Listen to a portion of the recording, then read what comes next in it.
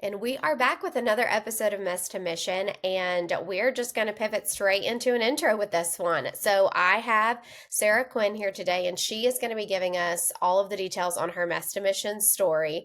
And we're all snowed in, so kind of cozy up for this one. Sarah, thank you so much for being here today, and tell the audience just a little bit about you. Yeah, well, hi, welcome. Thank you so much for having me. I have been an entrepreneur for 21 years.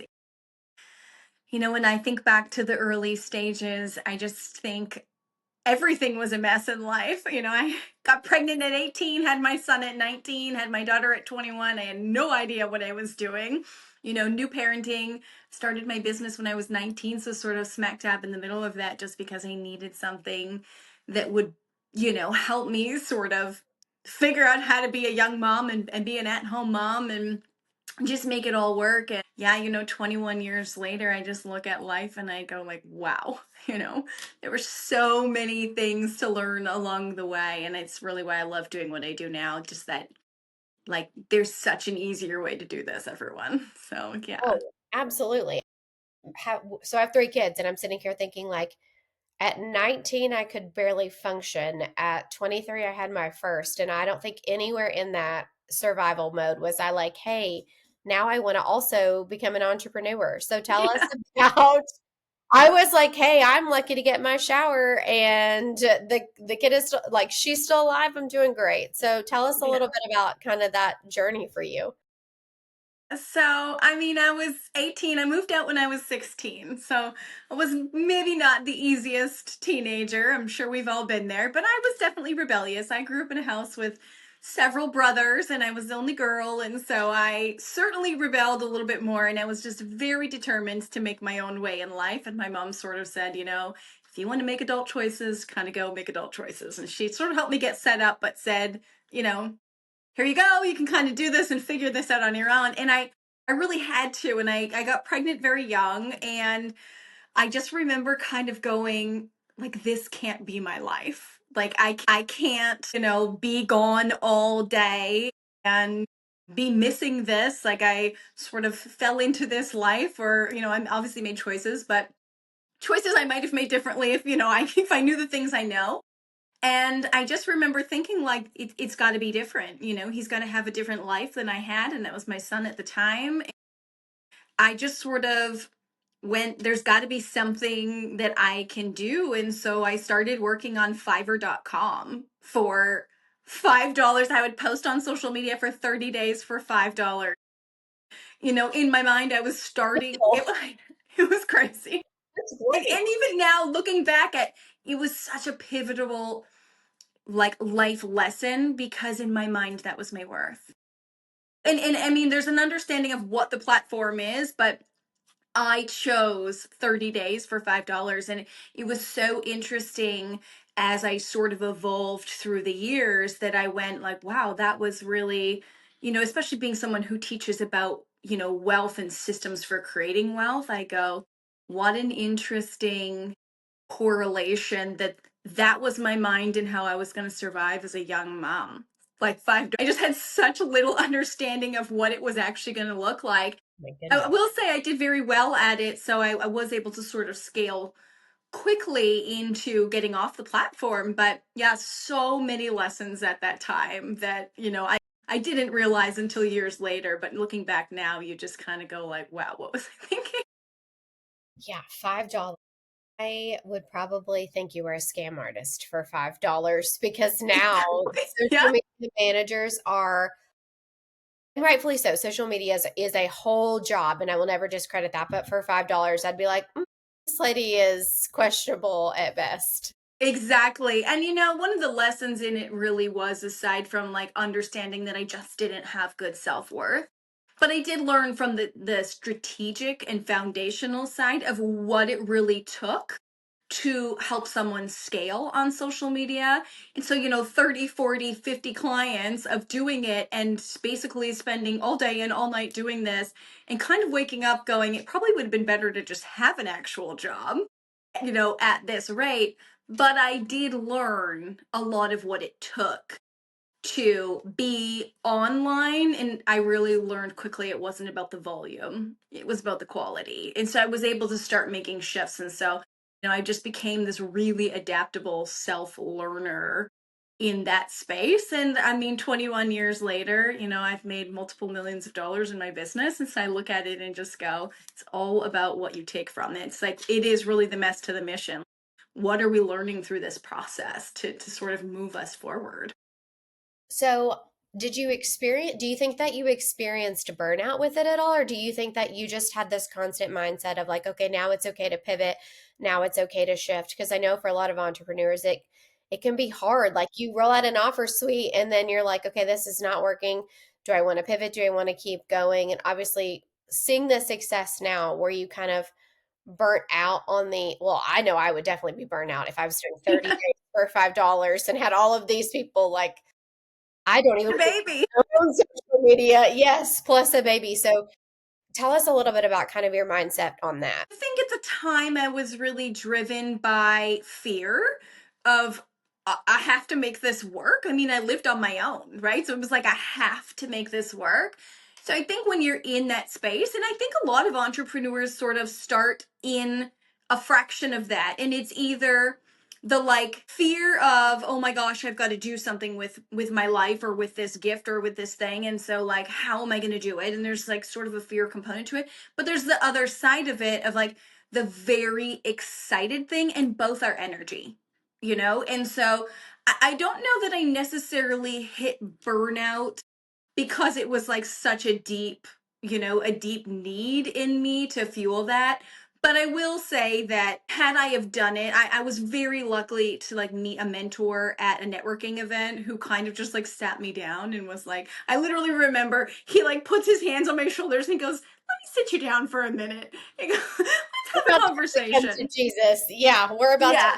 whole shift. Yeah, this really come to Jesus moment. And so I had been doing it for about 8 months at that point, but I was gradually growing more clients. And he said, if you really look at this and just approach it and say to every one of these clients, okay, now I've been working with you for this long, I'm changing my prices to, 199 a month. He said, even if half of them leave, you are still making way more money and then you can gradually grow. And so I really just evolved from there. I think that I definitely later on in the years hit burnout because I did what most entrepreneurs do. You try to do all the things at once. And so later on I certainly did, but at that point I was doing one thing consistency like for multiple people, but it was still one thing. It wasn't, trying to be here and trying to be there and trying to be on this platform. So, yeah, definitely understand the burnout part though. Well, shout out to that guy who sat you down because everybody needs a real one that's like, maybe let's rethink about this so you can afford to survive. Yes, I think it's so hard. Even I find it interesting what you just said about like the matching your self worth. So I think that that is also a component, but I think that the biggest thing for that I see too is people just don't know what they don't know. They don't know how to do the market research. They don't know where to dive. They don't know even where to find business resources. So like our local SBA will do the market research for you. Like you don't and it's all free. Like you don't even have to you just have a mentor that walks you through that and I think that's so undervalued in knowing where to start and then asking the appropriate people for help because exactly. so there's like the social media I'll be your business coach but for $225,000 a month and you're like I don't I'm a Is newbie. that normal? Yeah. Are you? Are we sure? For all of these things. Yes. Yeah. Yeah, Yeah. it's And that's why I love what I teach now, right? I really teach the energy behind running a business. There is strategy. It's the law of action. You have to do the action. But when we come at things with the wrong energy and and when we come at things from trying to maintain a high vibe energy all the time, we do end up hitting burnout because we're really just dispersed all over the place and aiming for something that's not natural. People always sort of judge me when I say this, but you're not supposed to be in high vibe energy all the time. It's not healthy, It's not healthy to ignore normal, natural feelings of like, wow, something kind of crappy happened to me today. Great. Feel through it.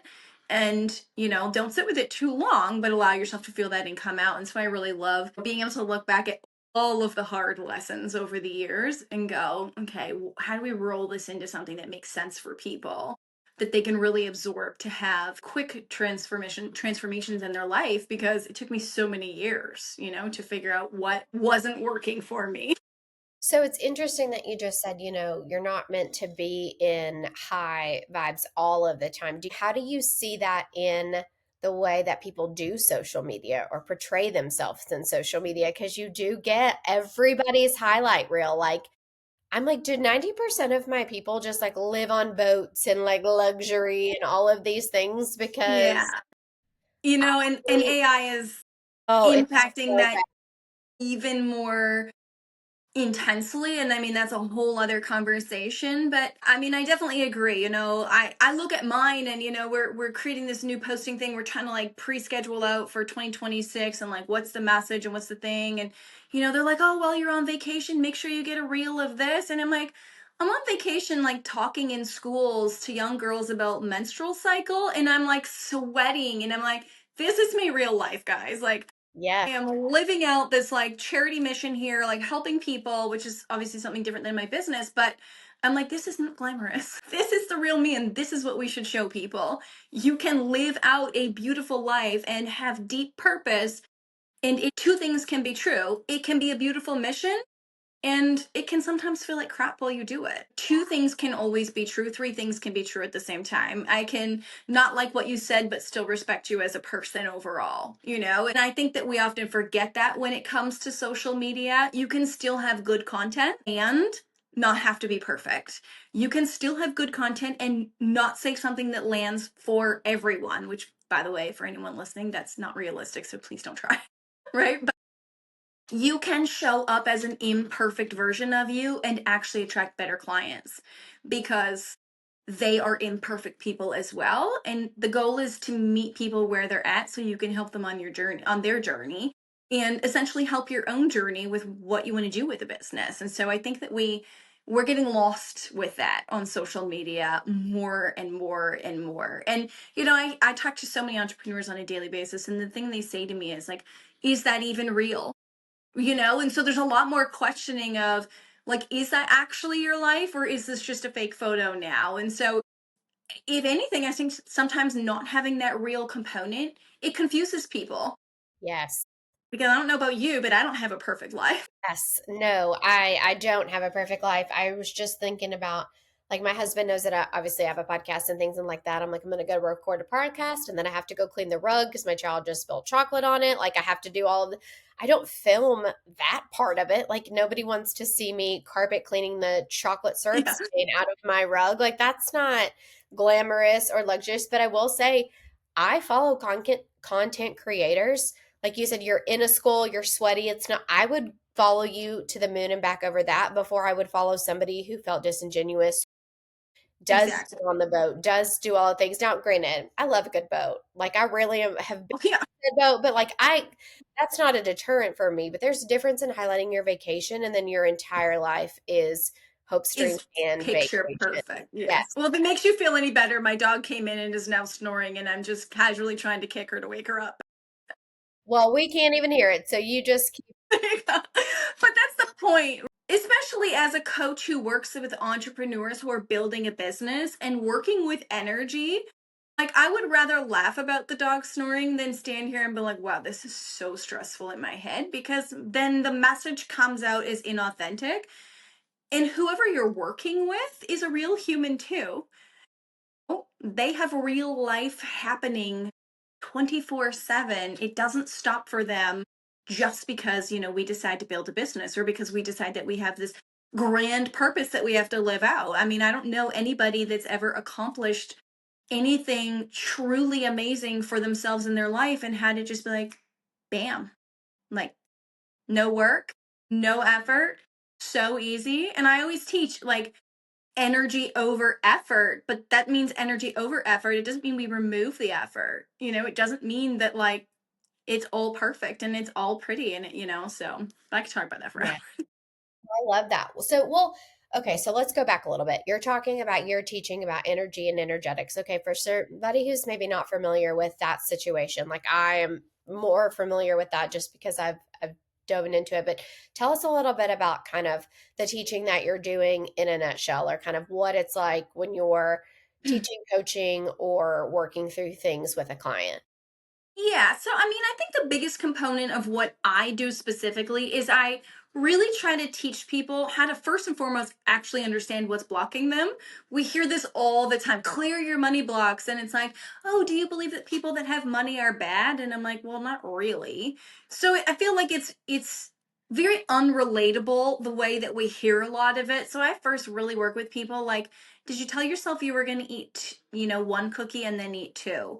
Like you're not in alignment with yourself, and it sounds so silly, and that's, one thing is one thing, but when we have multiple leaks like that in our life, we are unintentional with ourselves, and that spills into other things, and so our energy ends up getting blocked because we know that we're not sort of keeping our word to ourselves. And I mean, it comes out in all kinds of different facets, like patterns, thoughts, beliefs, all the things. But what I really try to help people do is create life as an experience so that energy like folds differently for them. Instead of, we don't create to-do lists in my world, we create like activation lists. And so like I look at mine and it's like, these are the three things in my life I really want to activate today. And one of them is, college applications with my daughter. And so how do I want this to be? So I bought a little bottle of champagne, and we're going to go to a restaurant and we're going to sit down and we're going to look at like, what do we need? We're going to gather all that. Then we're going to go back home. We're going to put our pajamas on. We're going to have like a slumber party. We're going to put like the mattress on the floor with all the pillows. We're going to get the champagne. We're going to make this an event versus a thing to do. Now, some people are going to go, I can't do that with everything in my life. That's not the goal. But the goal is to create ways that we do things that it is not like I just have to get this done versus like, or I have to do this. It's like I get to do this versus I have to do this, and creating life as an experience that we live, not a thing we have to do, right? So Yes. for example, Saturday mornings, I from 10 to 11:30, I have these really, this is gonna sound tacky, but they're so cute. These gold sequins like pajama pants and a really cute white top, and I make a latte at home, and I do like a big bowl of yogurt with all the stuff, and I usually grab chocolate. I'm really not sure why. But anyways, I shave some chocolate in my yogurt and I light some candles, and I sit in this really cozy chair in my house, and I have a money date, and I have really great worksheets. So there is still structure to it, but I turn my phones off. I pump Taylor Swift. If you're not a Swiftie, that's okay. I'm not either, but It's a safe space here. still love it, right? I mean, I'm not crazy about it, but still love it. But like, I will pump music that makes me feel good, and I will sit down and I will like allow myself to just go, this is where we're at. That's it.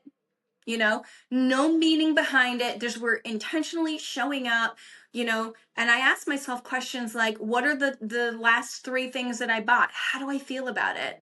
And sometimes it's like, wow, I think I just bought that because, someone was standing beside me and I felt like I should. Or sometimes it's like, I was like totally rushing and I didn't plan well. And so that's why I bought that. So it allows me to make different choices. But it's an event. It's not like I have to sit down and pay my bills, although I do pay my bills during that time, but I'm creating something that feels different the way I do it. And people who come into my home, as soon as people walk in my home, they kind of go like, wow, it feels different here. There's a different energy to like the way that I live out life. And I genuinely believe that, whether we have kids or not, I mean, my kids are definitely older, but in their life, like growing up, we created these very clear rituals. And I love the word rituals versus to-dos, because when we make it a practice in our life, it can become an event or a way of doing it that is not so work focused. So, yeah, that's really what I try to teach, is just how do we build a business and a life that does not revolve around what do I have to do versus how do I get to live today. And I just think that's so important for us, and I think so many of us are missing that. I love this. Okay, so I've been on a really big like romanticizing situation here because everybody uses that word, but you might not, you might love it, you might hate it, I don't know. But I think there is a big difference. Like when I get up of a morning and I'm like, oh, I have to go to the gym. No, it's like I am healthy enough to go to the gym to do X, Y, and Z. I will Yeah, not be healthy. I will not be able to execute this task when I am 90. I get to go and move my body. It's a great day for me to take my vitamins, do my skincare, appreciate all the things because one day it's not going to be like that. And I think I've had this new, like, newfound, I'm going to say energy about it because I do have two grandparents that are in a nursing home. I have one that has dementia, and I've seen yeah, the things that you lose and you forget, and it brings a whole new appreciation to living in the moment, especially as an entrepreneur, because yes, I want to paint it to have a legacy. I want my kids to remember all the fun things that we did and the traditions, yeah, the rituals, and all that. My grandmother specifically was so big on this. Like we had everything mapped to a T, and it kind of fizzled whenever she gained age and all of that. So I'm really supportive of this because also, you can get up and put an energy drink in a wine glass. Like who cares? Like feel luxurious about it, light a candle, yes, feel cozy about it and make it a whole thing instead of I've got to sit down and schedule X, Y, and Z, or I've got to sit down and edit a podcast. Like make a good energy around it so that way you can yeah. feel a different vibe and attitude and gratitude towards it. Yeah, and I think that we overcomplicate the ability to do this with the phenomenon of I'm too busy. It's I'm too busy and I'm so overwhelmed. And when clients come to me and say this all the time, I'm like, it's the process of creating the system. Like, I'm big on have a goal, but please stop focusing on your goal. Now, what are the systems? Let's fall in love with the system. And for me, like talking about water, like I hate drinking water. And this is maybe not the best example, but I ended up buying glass, like glass water drinking cups. And I have 24 of them. So I splurged in about 24. And yes, I know not everybody can do that. Like, but I gradually did these things. And usually on Sundays, I spend the morning and I cut up fruit and I put it in them. And I open the fridge and I'm always like, oh, it's so pretty in here. Like you see all these glass things, and it's good and it's healthy and it's a different way. And when I do my skincare, I always like I throw laundry in and then I go in the bathroom and I get all my skincare and I put it on like a little glass plate that I bought at the dollar store. It's just like a long white glass plate. It's like nothing exciting, but I get it ready and I set it on there. I go through the laundry in and then I come back and I do it and I close the door and I put some music on, like calming music, and I'm just so intentional. And it really doesn't take more time. I mean, I now have 5 different plates, just like went and bought more because it was just more convenient.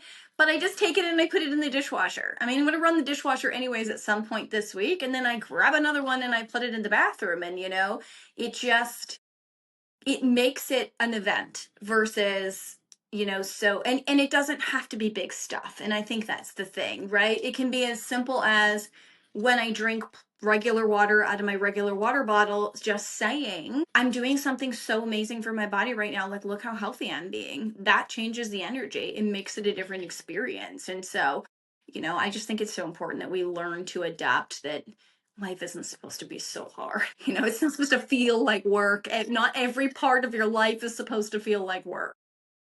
I love it. And so like I've been even like when I'm doing admin time or something like that, like putting under eye patches on or like doing a face mask or doing something that and to me it is kind of like habit stacking. It's like kill two birds with one stone, but also I feel good about it. Like I feel good about taking care of myself and my brain while I'm trying to do X, Y, and Z. And I like what you said about having like the little plate and it being from the dollar store because I do think that people get misconstrued that this life of luxury has to cost an arm and a leg, and it's like it doesn't. Everything that you can need, want, or desire, we have $700 generals here. I'm sure you can find one that has the thing that you want or the substitute for the thing that you want. But Yes. just how can you elevate it so you feel good about completing that task. I am on this big kick. Like I support all of the things. Yeah, one of my favorite things I did, and it's something so simple that anyone can do. If you have a cookie sheet, like a baking sheet, and fruit, and you want something like in the morning when you journal or whatever, if you journal, I take fruit and I slice it and I put the oven on to the absolute lowest it can be. I put parchment paper on the baking sheet. I lay out the fruit. Every 2 hours, I flip it, and then I have dried fruit, and I use that instead of tea bags.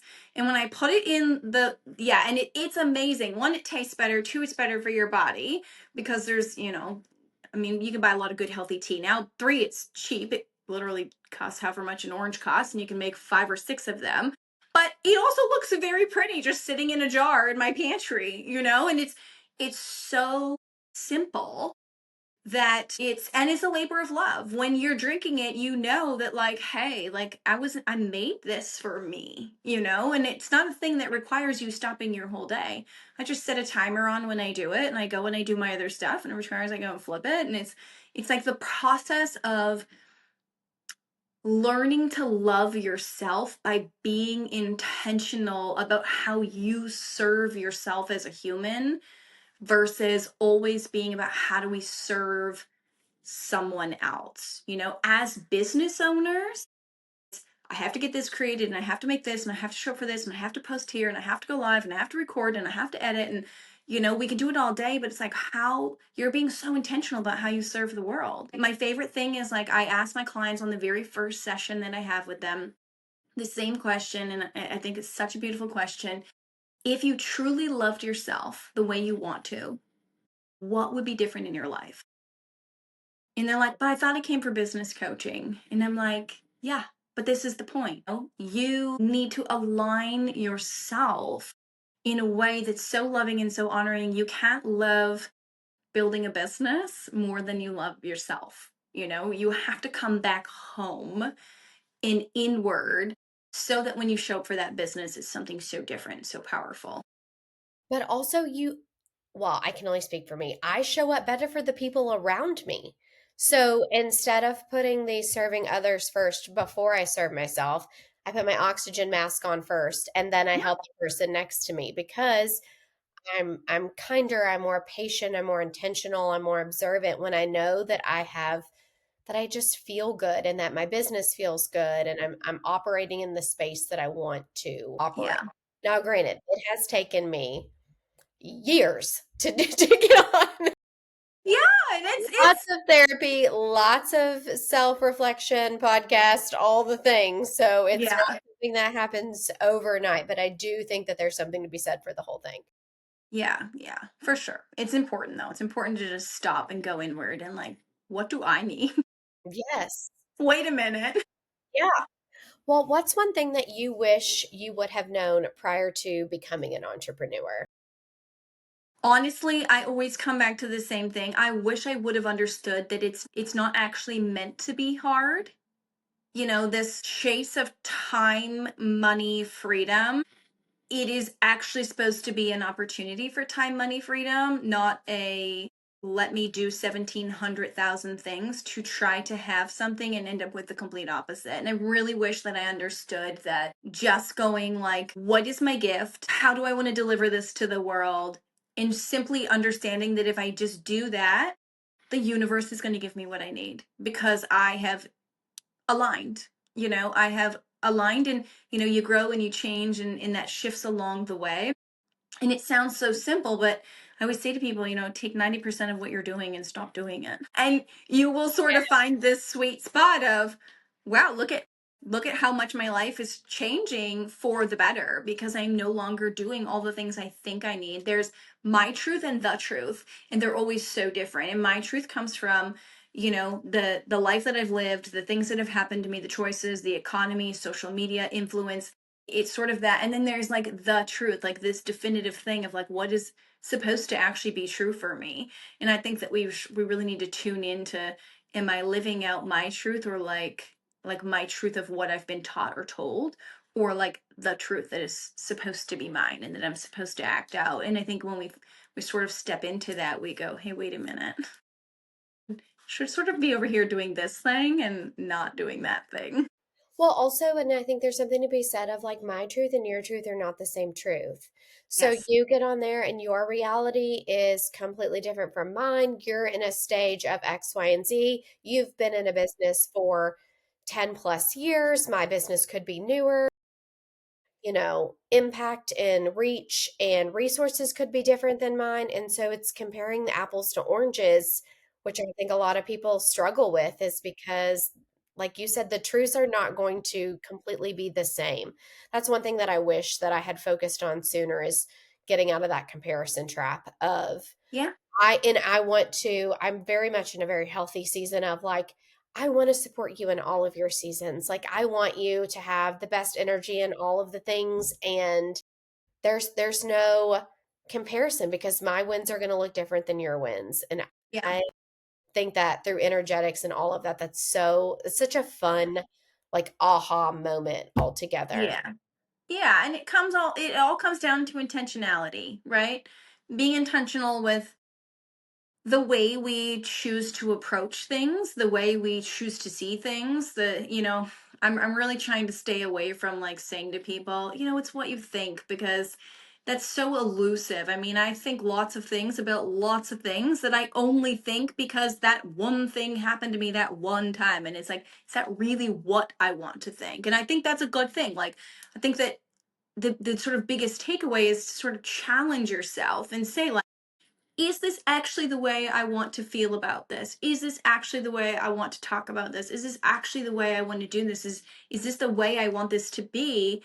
And if the answer is no, it's an entirely, inner thing to just go, I'm going to do it differently. I'm going to say it differently. I'm going to speak differently about this now. And nothing else really matters. Like, no one's thoughts or opinions or feelings truly, truly, truly matter at the end of the day, because we have to be in that space of good energy with ourselves. Because, like you said, when I have good energy, I can give good. When I fill my cup, I can fill others' cups. And then it becomes natural and not resentful and not overwhelming and not too busy and not a give and a take. It's a simple, I desire to give this or show up for this or whatever it may be. I love that. Well, Sarah, how can people connect with you further? So I'm a big fan. I'm about to go stalk you on all the things and be all in all of your business now. So, but for people who are interested in it's taken me a long time to have this very similar mindset shift. Like it has taken me just relearning, like you said, old habits that I didn't know had that impact on me from childhood. But how can they connect with you further and kind of learn more just about energetics in their home or their business or as a woman? How can they find you?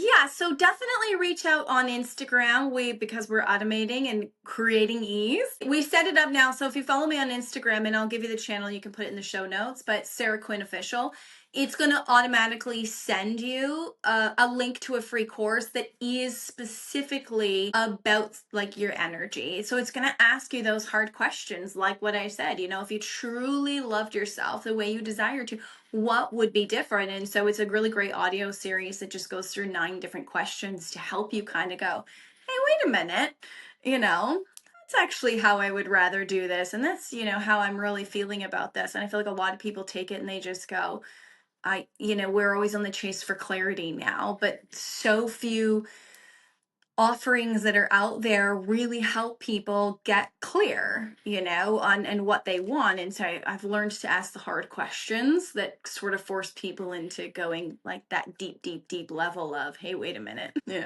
Yes, is where I I need to love shift. that So, question. Like, stop asking Chat GPT and start asking this. Like, find everybody yes. that's on this use AI to find clarity. Like, I think it's a good start, but it's not it's so surface level. Like, Yeah. connect all the things. So we'll stalk you on Instagram. What else we got coming down the pipeline? Yeah, I mean, I'm definitely always on Instagram. I spend a lot of time. I do have a private Facebook group, so that's a great place to like connect and join. And I'm getting ready to release a new book right now. So, yeah, it's a shadow workbook on wealth. And so it's all about going inward and just understanding sort of the lineage behind it. I got really tired of hearing people say things like, just go think positively about your money. I'm like, yeah, that's not really going to work. Sorry. Like you said at the beginning, we have to know what to think And if I don't know what to think about it, I just don't know. And so, there's just this really beautiful process of understanding, why we make purchases. And it's not an opportunity to tell people why. It's an exploration into understanding, like, that's why I ask that question every week. What are three things I bought and why did I buy those things? Like, do I feel good about that, or did that actually come and, like, hey, wait a minute, that came up last week and the week before? I'm really always rushing on this day at this time and then eating sort of crap food, right? And so, it's a really good opportunity. So I've had a lot of fun writing this book, and it's just been such an eye opener, even for myself. I'm kind of going, ooh, I still have this like unhealed pattern here. I really want to work on that sort of thing. I just bought an under the treadmill desk, and I have a gym downstairs, and I'm like, I was gonna say I love mine, but I don't have a gym downstairs. too, but it was like, why did I make that purchase and not just go downstairs to the gym? The beautiful, brand new, state of the art gym, And so Yes. it's so good, like, again, to question ourselves. And so yeah, the new book is all about that. I love it. Yeah, I love a good walking pad. That was something that my mother had gifted me because it was, snow and I'll be trapped in here until March, it feels like. So, but yes, thank you so much for being here today. Thank And you. I am so excited to have our listeners connect with you and to go stalk you on Instagram and all of the things. But thank you for coming and Thank talking about you. your nest mission. I look forward to staying connected. Yes, me as well. Have a beautiful day.